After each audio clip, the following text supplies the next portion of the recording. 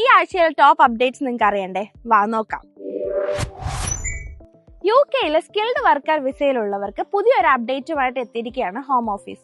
ഇനി മുതൽ നമുക്ക് COS പ്രൊവൈഡ് ചെയ്യുമ്പോൾ അതിൽ എത്ര സാലറി ആണോ മെൻഷൻ ചെയ്തിരുന്നത് അത് കൃത്യമായി എല്ലാ മാസവും നമ്മുടെ അക്കൗണ്ടിലേക്ക് വരേണ്ടതാണ്. മുന്നേ ഇത് ചെയ്തിരുന്നത് വർഷാവസാനം ആവറേജ് കാൽക്കുലേറ്റ് ചെയ്തിട്ടായിരുന്നു സാലറി ത്രെഷോൾഡ് നോക്കിയിരുന്നത്. ബട്ട് ഇപ്പോൾ ഹോം ഓഫീസിനും HMRCക്കും റിയൽ ടൈം ഡേറ്റ ഷെയർ ചെയ്യാൻ പറ്റുന്നുണ്ട്. സോ അതിലൂടെ നമ്മുടെ അക്കൗണ്ടിലേക്ക് എത്ര എമൗണ്ട് ആണ് വരുന്നതെന്ന് കൃത്യമായി എല്ലാ മാസവും ഹോം ഓഫീസിന് മോണിറ്റർ ചെയ്യാൻ പറ്റുന്നതാണ്.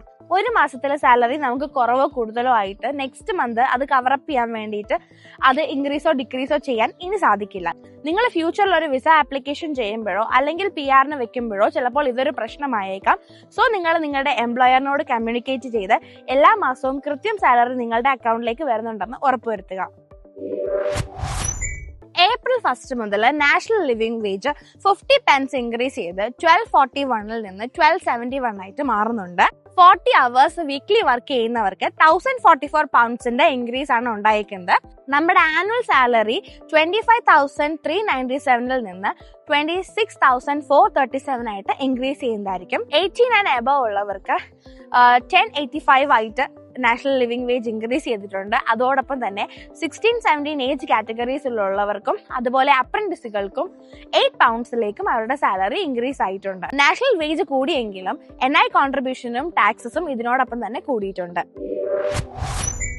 UK-യിലെ ഡെർബിയിൽ പെഡസ്ട്രിയൻസിന്റെ ഇടയിലേക്ക് വാഹനം ഇടിച്ചു കയറ്റി 7 പേരെ പരിക്കേൽപ്പിച്ച കേസിൽ ഇടുക്കി സ്വദേശിയായ സന്തു പൊന്നച്ചൻ അറസ്റ്റിലായി. UK-യിൽ ഡിപ്പെൻഡന്റ് വിസയിൽ ഇവിടെ എത്തി പിന്നീട് ഒറ്റയ്ക്ക് താമസിക്കുകയായിരുന്നു അദ്ദേഹം. ശനിയാഴ്ചയായിരുന്നു ഇതിന് സമാനമായ സംഭവം ഉണ്ടായത്. വാഹനം ഇടിച്ചു കയറ്റി ഉടനെ ഓടി രക്ഷപ്പെടാൻ ശ്രമിച്ചെങ്കിലും പോലീസ് പിന്നീട് ഇദ്ദേഹത്തെ പിടികൂടുകയായിരുന്നു. ഇദ്ദേഹത്തെ ഡെർബി ഷെയർ മജിസ്ട്രേറ്റ് കോടതിയിൽ ഹാജരാക്കിയെങ്കിലും ഇദ്ദേഹത്തിന്റെ മേലുള്ള കുറ്റങ്ങൾ സീരിയസ് ആയതുകൊണ്ട് തന്നെ ഡെർബി ഷെയർ ക്രൗൺ കോർട്ടിലേക്ക് ഹാജരാക്കാനാണ് നിർദ്ദേശം. സെക്ഷൻ 18 GBH പ്രകാരം ഗുരുതരമായ പരിക്കു വരുത്തിയതിന് 6 കുറ്റങ്ങളും പരിക്കേൽപ്പിക്കാനുള്ള ശ്രമത്തിന് 1 കുറ്റവും അപകടകരമായി വാഹനം ഓടിക്കുന്നതിനും അതുപോലെ തന്നെ മാരക ആയുധങ്ങൾ കയ്യിൽ വെച്ചതിനുമാണ് കേസ് ചുമത്തിയിട്ടുള്ളത്.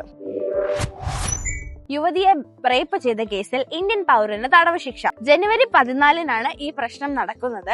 ഫുഡ് ഡെലിവറിക്കായി വീട്ടിലെത്തിയ യുവാവ് യുവതിയുമായി സൗഹൃദത്തിലാവുകയും പിന്നീട് അവരുടെ വീട്ടിലെത്തി ലൈംഗിക അതിക്രമം നടത്തുകയുമായിരുന്നു. ഇതുകൂടാതെ അവരെ ശ്വാസം മുട്ടിച്ച് കൊല്ലാനും ശ്രമിച്ചു. ബലാത്സംഗത്തിന് 3 വർഷവും 8 മാസവും അതുപോലെ തന്നെ മറ്റ് ലൈംഗിക അതിക്രമങ്ങൾക്ക് 18 മാസവുമാണ് തടവ് വിധിച്ചിരിക്കുന്നത്. മൊത്തവും 5 വർഷവും 8 മാസത്തിനും ശേഷം പ്രതിയെ ഇന്ത്യയിലേക്ക് നാട് കടത്താനാണ് വിധി വന്നിരിക്കുന്നത്.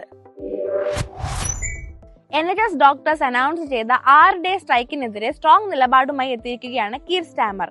48 മണിക്കൂറിനുള്ളിൽ സമരം പിൻവലിച്ചില്ല എങ്കിൽ ശക്തമായ നിലപാടുകളിലേക്ക് പോകുമെന്ന് BMAക്ക് സ്റ്റാമറിന്റെ വാർണിംഗ് ലഭിച്ചു. ഡോക്ടേഴ്സിന്റെ ഈ ഒരു സ്ട്രൈക്ക് വലിയൊരു ഇമ്പാക്ട് തന്നെയാണ് പേഷ്യൻസിൽ ഉണ്ടാക്കുന്നത്.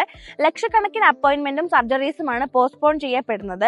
അതുപോലെ തന്നെ NHSൽ വർക്ക് ചെയ്യുന്ന വലിയൊരു പെർസെന്റേജ് ഓഫ് ഡോക്ടേഴ്സ് ഈ സമരത്തിൽ പങ്കെടുക്കുന്നത് കൊണ്ട് എമർജൻസി സർവീസുകളും ലിമിറ്റഡ് ആവാനാണ് സാധ്യത. ഡോക്ടേഴ്സ് ഇങ്ങനെ സമരത്തിലേക്ക് പോകുന്നത് കൊണ്ട് NHSനോ പേഷ്യൻസിനോ ഡോക്ടേഴ്സിനോ ഗുണമില്ല.